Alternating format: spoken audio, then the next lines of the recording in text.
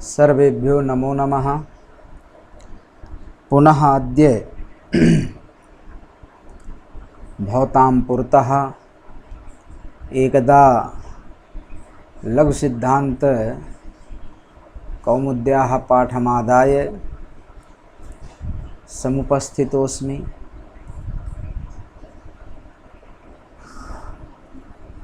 पाठारम्भः स्यात् ततः पूर्वम् एकं मङ्गलश्लोकं भवन्तोऽपि शृण्वन्तु। मुखे ते ताम्बूलं नयनयुगले कज्जलकला ललाटे काश्मीरं विलसति गले मौक्तिकलता स्फुरत् काञ्ची शाटी पृथुकटितटे हाटकमयी भजामि त्वां गौरीं नगपति किशोरीमविरतं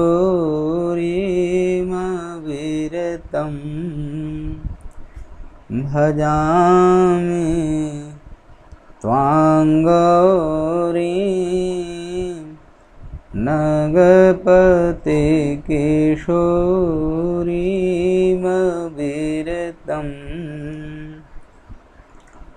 पुनः एकदा गुरुचरणान् प्रणम्य पाठारम्भः क्रियते। आज का जो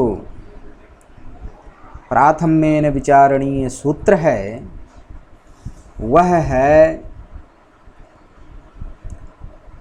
ओत। कौन सूत्र है? ओत। और जैसा कि आप जानते हैं कि पढ़ाई थोड़ा सा आप लोगों की सुविधा को देखते हुए कंप्यूटर के स्क्रीन का भी प्रयोग हम करते हैं। तो सबसे पहले देखिए जो सूत्र आपके सामने लिखा है, ओत। ओत सूत्र क्या कहता है? त ओदंतो निपातः प्रगृह्य स्यात्। यह भी प्रगृह्य संज्ञा करने वाला सूत्र है। और अभी तक जो आप पढ़ते आ रहे हैं, जब भी हम प्रगृह्य संज्ञा करते हैं, देखिए ओत यह सूत्र है। उदाहरण सामने अहो ईशा है। यहाँ पर आप देखेंगे ओदंत। ओत मतलब ओदंत, निपातः आ ही रहा है। तो ओत जो है निपातः का विशेषण होगा। विशेषण जो होता है तदंत का बोधक होता है। तो ओत का मतलब हो जाएगा ओदंत। तो ओदंत निपात। तो अहो जो है ये क्या है? ओदंत निपात है। देखिए ये ओदंत माने ओकार है अंत में जिसके ऐसा जो निपात। तो यह जो है निपात हुआ अहो। ठीक है। तो इस ओदंत निपात की क्या कर देंगे आप? प्रगृह्य संज्ञा कर देंगे। तो प्रगृह्य संज्ञा का फल होता है, देखिए यह सूत्र है प्लुत प्रगृह्य अचिनित्यम। इस सूत्र के द्वारा जहाँ कहीं पर भी प्लुत संज्ञा अथवा प्रगृह्य संज्ञा होती है तो वहाँ पर ये प्रकृति भाव कर देता है। प्रकृति भाव का मतलब है स्वभावेन अवस्थानम। चाहे तो हम आपकी इच्छा हो तो लिख भी सकते हैं स्वभावेन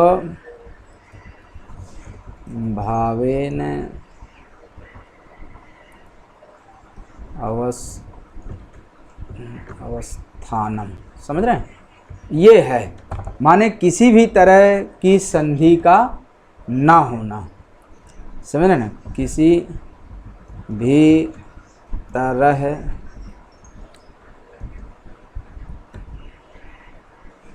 के संधि कार्य का न होना, समझ में आ गई बात। माने किसी भी तरह के संधि कार्य का ना होना। तो अब यहाँ पर आपकी जिज्ञासा होगी कि आखिर संधि कार्य प्राप्त कौन है। तो आप देखेंगे ये जो अहो ईशा है, यहाँ इस अहो ईशा में सूत्र है एचो एवा यावा, ये देखिए ये प्राप्त है। इसी के द्वारा अयादि चतुष्टय संधि अर्थात अध संधि के अंतर्गत जो अयादि चतुष्टय संधि है उसी के द्वारा एचो एवा यावा के द्वारा यहाँ पर ओ है, तो ओकार को अव आदेश की प्राप्ति है। समझ में आई बात। तो यहाँ पर एचो एवा यावा इस सूत्र के द्वारा अव आदेश ना हो, अच परे रहती ईशा ईशादी इकार हुई जाएगा, तो वह अवादेश ना हो, इसलिए समझे सूत्र है ओत, उससे आपने प्रगृह संज्ञा की। अहो ओदंत निपात है, तेन प्लुत प्रगृह नित्यम अच परे रहती ईशादी इकार हुई जाएगा, जो है उससे प्लुत प्रगृह नित्यम से प्रकृति भाव कर दीजिए। और प्रकृति भाव का मतलब है स्वभावेन अवस्थानम, मानी यथा स्थिति, किसी भी तरह के संधिकार का ना होना, यही जो है स्वभावेन अवस्थान है। समझ में आई बात। ये चीज़ यह हो गया। तो आशा करते हैं कि आपको समझ में आया होगा। एक जो यहाँ पर विचार आप कर सकते हैं, विचारणीय बात हो सकती है, वह यह है कि यदि अहो को निपात समूह समझ लें, समझ रहे हो, ये एक विशेष बातें कुछ होती हैं जो हम बताते हैं आपको। जो आपके मतलब की चीज़ थी लघु सिद्धांत कौमुदी स्तर के, वो यही है जो मैंने आपको बता दिया। कुछ चूँकि बौद्धिक योग होना चाहिए, इसलिए ये सब बातें कुछ विशेष बता देते हैं। संदेह यह है कि यदि आ, अह और उ, अर्थात आह और उ, यह यदि कुछ ऐसा हो, अह और उ, इसका मतलब यह होगा और अहो, तो ये क्या होगा, निपात समूह होगा। समझ रहे हैं ना।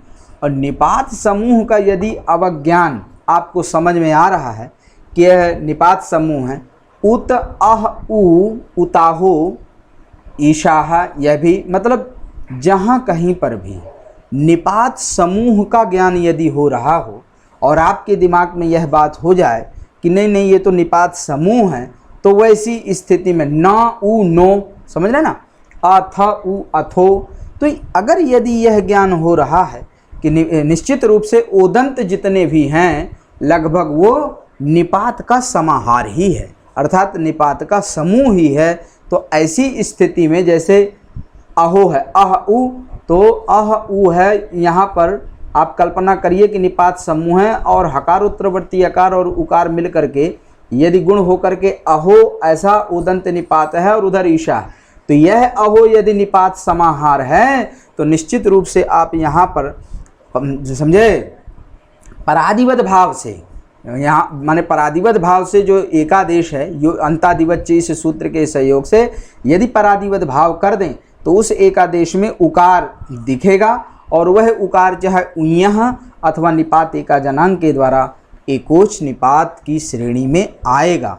और यदि ऐसा हुआ माने चादियों में पाठ है ही और एकोच निपात तत्व ने उसका संग्रह माना जाएगा, एक निपात ही कहलाया चादियों में, तो वैसी स्थिति में आप निपात एका जनांग इस सूत्र के द्वारा ही प्रगृह संज्ञा कर सकते हैं।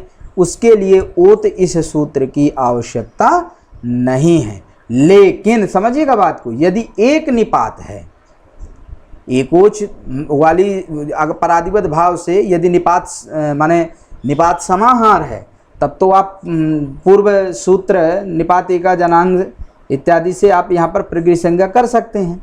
यदि आपको ऐसा लगता है कि नहीं नहीं ये तो एक निपात है, अहो ऐसा ओदंत एक ही निपात है, निपात समाहार नहीं है, तो ऐसी स्थिति में पूर्व सूत्र से चूँकि एकोच निपात कहाएगा नहीं, तो स्वाभाविक है प्रगृह्य संज्ञा नहीं प्राप्त है, पूर्वेण असिद्ध हुआ, अतः ओत इस सूत्र की सार्थकता है। लेकिन एक निपात में, यदि निपात समाहार की कल्पना हो तो वैसी स्थिति में इस नूतन योगारंभ की आवश्यकता नहीं है।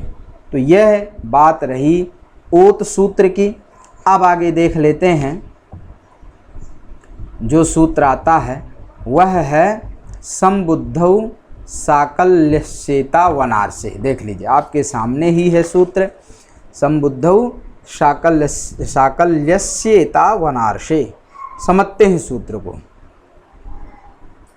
संबुद्धौ, संबुद्धौ शब्द का अर्थ है निमित्त सप्तमी, समझिए, माने संबुद्ध निमित्तक। संबुद्धौ का मतलब है संबुद्ध निमित्तक ओकार।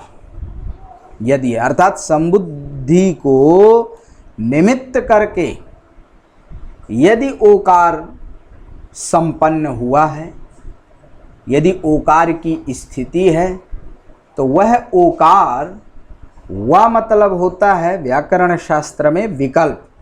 और बहुत से स्थलों पर जब हम किसी आचार्य, अर्थात आचार्य पाणिनि, किसी पूर्व आचार्य, जैसे यहाँ शाकल्यस्य, आचार्य शाकल्य का नाम ये लेते हैं, तो शाकल्य के मत में ये प्रगृह्य संज्ञा कर रहे हैं। स्वयं के मत में जो है प्रगृह्य नहीं है, माने संध्या भाव नहीं है, इनके यहाँ संधि ही होगी। लेकिन आचार्य शाकल्य के यहाँ ये संबुद्ध निमित्तक ओकार को प्रगृह्य मानते हैं। तो इसका मतलब होता है शाकल्य के मत में प्रगृह्य संज्ञा और प्लुत प्रज्ञा चिनितम से प्रकृत भाव, लेकिन स्वयं के मत में जब स्वयं की बात होगी तो वहाँ पर ये प्रकृत भाव नहीं बल्कि संधि ही करते हैं। तो संपूर्ण सूत्र समझते हैं। देखिए, यहाँ तक समझ गए आप। संबुद्धौ का मतलब है संबुद्ध निमित्तक, ठीक है।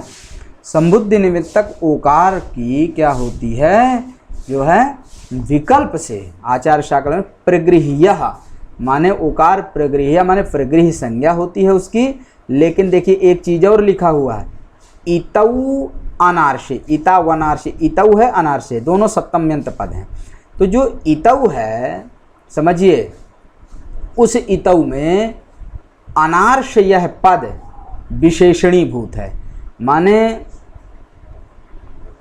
अनार्षे इतौ। तो देखिए अनार्ष पहले भी कहा हूँ, माने अभावक ज्ञान के प्रति प्रतियोगी ज्ञान कारण है। तो यहाँ पर अनार्ष को जानने के लिए आर्ष जानना जरूरी है।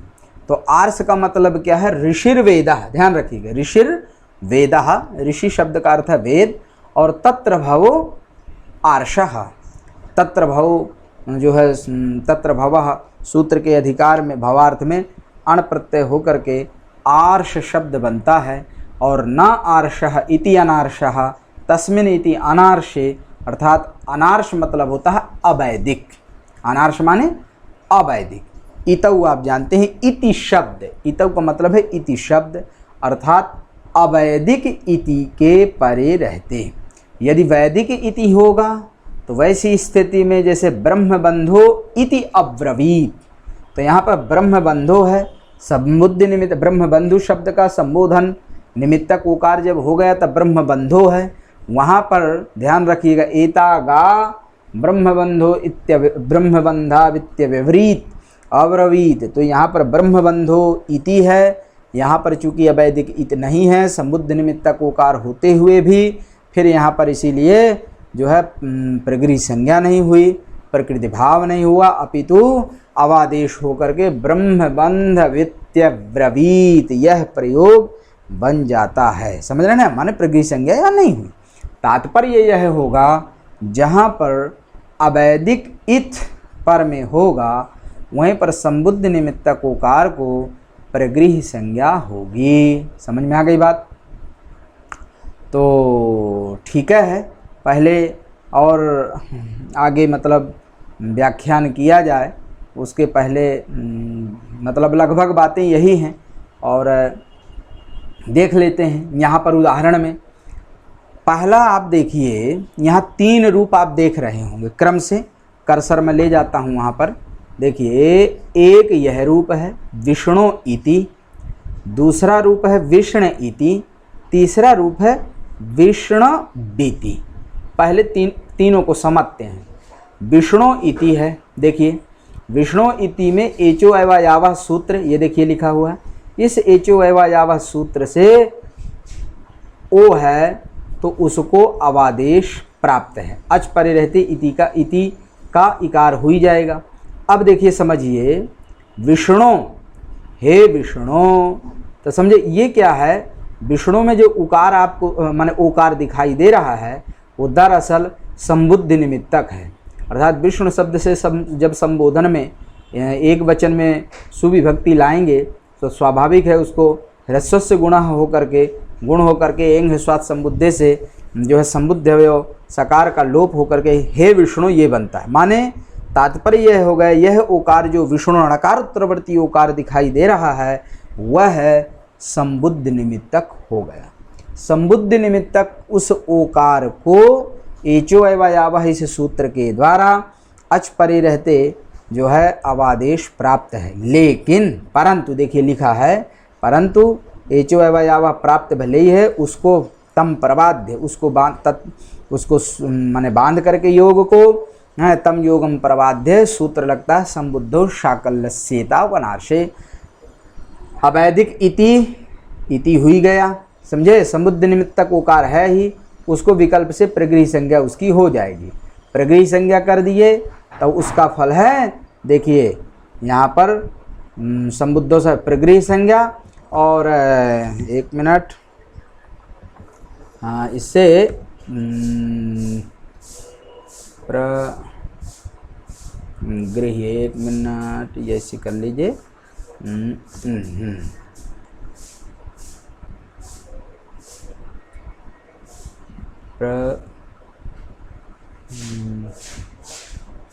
प्रगृही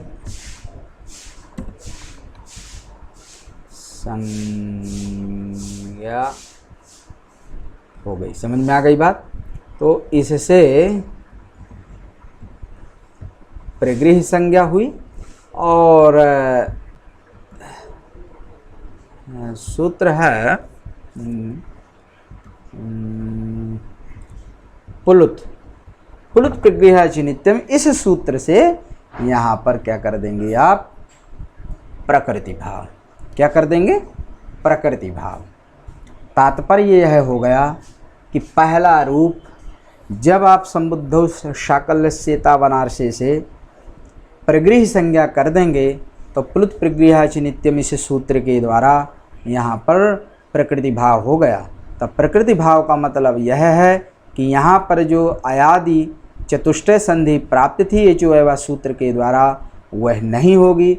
जैसा कि मैंने बताया भी है कि किसी भी तरह के संधि का अभाव होना ही यहाँ पर प्रकृति भाव है। स्वभावेन अवस्थानम इति प्रकृति भाव। समझ में आ रही बात, ये इसका मतलब है। समझ में आई बात, यहाँ पर इसका मतलब यही है। ठीक, तो यह है। तो एक पहला रूप आपने देख लिया। अब देखते हैं दूसरे रूप को, ठीक है ना। विष्णु इति हो गया। अब देखिए स्थिति वही रहेगी, पहली जो स्थिति रहेगी विष्णु इति है। देखिए हर जगह तीनों रूपों में विष्णु इति, विष्णु इति इस स्थिति में आप क्या करिए, जो है एचो एवा सूत्र यही जो आपके सामने लिखा हुआ है, समझ रहे हैं। एचो एवा इसी सूत्र से क्या कर दीजिए, अवादेश कर दीजिए। अवादेश कर देंगे तो देखिए यह हो गए विष्णु, ओ को अव कर दिए, ये देखिए तो विष्णा हलंत बचेगा, विष्णु अव इति यह बचा। ठीक हो गई बात। अब यहाँ पर आप देखेंगे कि सूत्र है लोपा साकल्य से। लोपा साकल्य से क्या कहता है, अवर्ण पूर्वक, समझ रहे हैं ना, अवर्ण पूर्वक। ये देखिए अवर्ण पूर्वक अर्थात वा के पहले ये अवर्ण हो गया, अव वाला आकार णा में मिला हुआ। अवर्ण पूर्वक जो पदांत यकार वकार। तो ये देखिए पदांत माने पद विष्णु हुआ तो पदांत वकार हुआ, यहाँ पर वह अवर्ण पूर्वक है, उसका लोप होता है। देख लीजिए तो यहाँ पर वकार का लोप हो जाएगा लोपाशाकल्य से, तो क्या हो जाएगा विष्णु इति। ये देखिए दूसरा रूप बनेगा, ये क्या होगा दूसरा रूप बन जाएगा।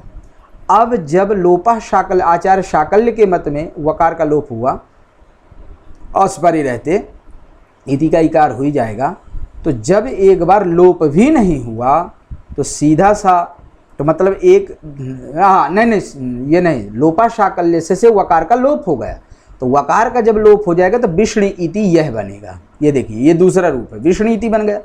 और अब देखिए तीसरा रूप विष्णुविति। तात्पर्य यह होगा जो अभी बता रहा था कि एचो यावा सूत्र से, क्योंकि लोपाशाकल्य से भी विकल्प से लोप करता है।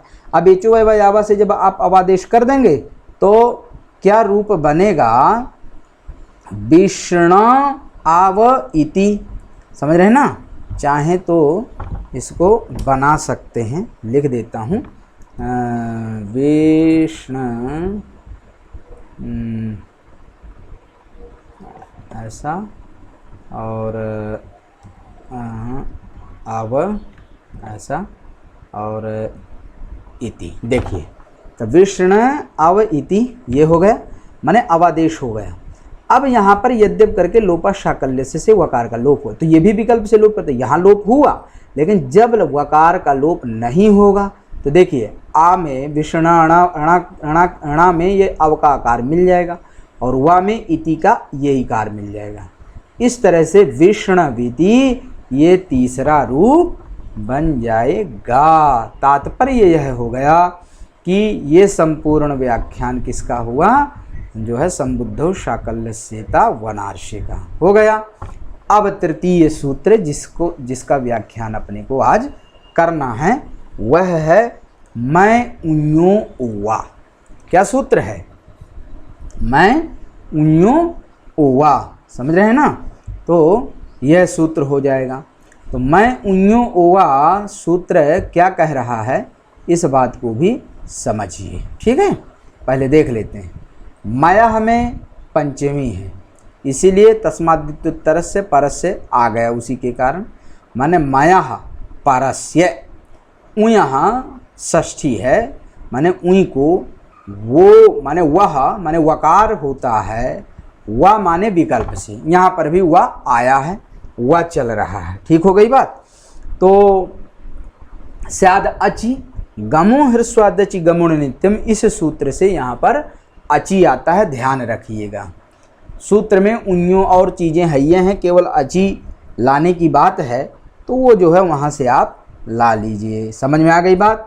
मैं पंचमी, उय्यः षष्ठी, अचि की अनुवृत्ति, गमो हृस्वादचि गमुण नित्यम। सूत्र का संपूर्ण अर्थ हो गया मैं से परे उई को वकार होता, उई मतलब उकार ही कह लीजिए, उई को वकार होता है, वह मतलब विकल्प से अच परे रहते। हो गई बात। अब देख लीजिए उदाहरण से समझ लेते हैं, अन्य विचार बाद में करेंगे, लेकिन उसके पहले उदाहरण समझ लेते हैं, जिससे आपको चीज़ें फिर जब और बोलें तो समझ में आवे। ठीक है, देखिए किम है, ऊ है, उक्तम है, ये पहली स्थिति है संधि की। अब सूत्र घटाइए। माया, मैं कौन है, यमगण। देखिए यमगणनम सूत्र है, उसके मकार से ये मैं प्रत्याहार समझिए, मैं के मकार से कपय के यकार तक मैं प्रत्याहार जाएगा। तो मैं प्रत्याहार में सबसे पहला वर्ण मा ही है, तो मैं कौन हो गया, ये किम का मकार। उस मैं से परे उई, ये देखिए उई ये ऊ ही है, उस उई को माने ऊ को, वह माने वकार होता है, अच परे रहते उत्तम का आदि उकार हो जाएगा। समझ में आ गया सूत्र। फिर बोलूं, मैं कौन हो जाएगा, मैं से यहाँ किम के मकार को पकड़िए, उससे परे ये उई कौन हो गया, ऊ हो गया, उसको वकार होता है, ये देखिए वकार, उसी के सीधे नीचे वकार हुआ, अच परे रहते कौन है, उत्तम का उकार हो गया। ये सूत्र लगा। मैं उन्यो उवा, वा आदेश माने वकार आदेश यहाँ होता है। अब यहाँ पर इसको देखिए, किम है, किम आधा माँ हो जाएगा वा में, और वा में उत्तम का ऊ मिल गया। ये देखिए पहला रूप बना किम उक्तम। ये चीज़ बताऊंगा, इस पंक्ति का मतलब बताऊंगा। देखिए यहाँ पर किम है, वा है, उक्तम है। यहाँ देखिए किसी ने ये कहा किम क्या है, पद है, तो मांत पद हुआ, तो मोनुस्वारा इस सूत्र से किसी ने ये कहा कि मकार को अनुस्वार क्यों नहीं हो जाता। हल मतलब व्यंजन वर्ण यदि बाद में हो, हल परे रहते, समझे। मांतस्य पदस्य अनुसारा स्यात् धली, ये जो है मोनुस्वारा का अर्थ है। तो मांत पद किम हुआ, उसको अनुस्वार होता है, हल परे रहते माने जो उकार के स्थान में वकार आदेश हो वो हो जाएगा। तब किसी ने कहा कि नहीं भैया, यहाँ पर समझिए बात को, ध्यान रखिएगा, यही माने वकार जो यहाँ पर हुआ है, माने मैं उन्यो ओवा, इस सूत्र के द्वारा जो वकारादेश हुआ है ऊ के स्थान में, जब हम यहाँ पर मकार को अनुस्वार करने चलेंगे तो यह वकार माने वत्व, यह वत्व जो है मोनुस्वार की दृष्टि में, ये अनुस्वार की दृष्टि में असिद्ध होगा, चूंकि मैं उन्यो ओवा त्रिपादी है, समझ रहे ना। तो मोनुस्वार की दृष्टि में यह जो है मैं उन्यो ओवा, इस सूत्र के द्वारा कृत जो वत्व है, वकार है, वकार आदेश, वह सिद्ध होगा। अर्थात मोनुस्वार सूत्र को यहाँ उकार ही दिखाई देगा, हल नहीं दिखाई देगा। इसीलिए यहाँ पर मकार को अनुस्वार नहीं हुआ, किम भुक्तम ऐसा ही हुआ। अन्यथा समझिए बात को, इसीलिए माने मकार को अनुस्वार ना हो, इसी कारण से यहाँ पर माने मैं उन्यो ओवा, इस सूत्र की माने वकार आदेश करने की बात है। अन्यथा की स्थिति में सूत्र में वकार रखने की आवश्यकता नहीं थी, सीधा कहते आप मैं उन्यो वा, अर्थात मैं से परे उनको विकल्प से इको यण से यण ला लीजिए, यणादेश होता है यही कह दीजिए, अची अन्य चीज़ें हैं ही। तात्पर्य यह होगा कि इको यणची, इस सूत्र के द्वारा सूत्र से यणादेश ऐसा न कह करके, अर्थात यण ला लेते अंतरतम्याद, वहाँ पर वकार यणादेश हो ही जाता, लेकिन फिर भी यहाँ पर जो है पृथक कृत्य जो मयूं माने वकार ये जो न्यास किया गया है उसका उद्देश्य यही था। चूँकि आप समझिए बात को, जब यहाँ पर यण आता तो इको यणच जो है क्या है, षष्ठ अध्याय का है, तो स्वाभाविक है उसके द्वारा किया गया यणादेश वो तो असिद्ध होता नहीं अनुस्वार के प्रति, तो यहाँ पर अनुस्वार श्रवणापत्ति रूप दोष होता, समझ रहे हैं ना। और लेकिन जब ये सूत्र अलग से आरंभ किए हम लोग, तब वैसी स्थिति में माने यणादेश तो षष्ठ अध्याय का होता। अब यह जो सूत्र है अब क्या है, ये अष्टम का कहलाया, अष्टम का है, तृतीय पाद का, निश्चित रूप से यह जो है असिद्ध हो जाएगा। असिद्ध होगा तो मकार को अनुस्वार नहीं होगा। अब इसके पहले आप समझ सकते हैं वकार करने की क्या आवश्यकता पड़ रही है। तो यहाँ पर क्या है, ऊ को जब वकार करते हो आप तो किम उक्तम बनता है, लेकिन आपको जानना चाहिए कि आखिर प्राप्त क्या है। तो ऊ उक्तम में यहाँ पर दीर्घ प्राप्त है, समझिएगा बात को, यण भी प्राप्त है, समझ रहे ना। तो यण का बाधक है दीर्घ, और ऊ को निपात एका जनांग से जो है प्रगृह संज्ञा करके समझे, और प्लुत प्रज्ञा चिनित्यम से प्रकृति भाव भी प्राप्त, उनको सबको बांध करके मैं उन्यो ओवा, इस सूत्र से वकारादेश होता है, विकल्प से चूंकि होता है। किम उक्तम एक बार बना, विकल्प पक्ष में क्या है, किम उ उक्तम है, देख लीजिए, उय्यः अथवा निपाते का जनांग, इस सूत्र से आप यहाँ प्रगृह संज्ञा करिएगा, और प्लुत प्रगृह चिनित्यम इस सूत्र से प्रकृति भाव कर दीजिएगा, समझ रहे हैं ना। तो इस तरह से जो है यह है किम उक्तम, यह एक रूप, यह भी बन जाएगा दूसरा रूप, समझे, विकल्प पक्ष वाला। तो इस तरह से यहाँ पर दो रूप यहाँ पर भी बन जाएंगे, समझे। तो लगभग माने संधि वाला भी बढ़िया, ये वाली भी बात समझ में आ गई। और इसके बाद जो है फिर से एक बार दिखा देते हैं ओत सूत्र, समझे, उसके ये सब उदाहरण हो गए। संबुद्धौ साकल्यस्येता वनार्स ये भी हो गया, इसके सब उदाहरण हो गए। और इसके बाद मैं उन्यो हुआ, इसके भी उदाहरण हो गए। तो इस तरह से यह लगभग आज का पाठ समाप्त होता है। अपना खूब ख्याल रखिए और जो है आनंद से रहिए। और ये देखिए अब पुनः आगे पाठ का अवसान करते हैं और सभी के लिए नमो नमः। अगले पाठ में पुनः मिलते हैं। ठीक है।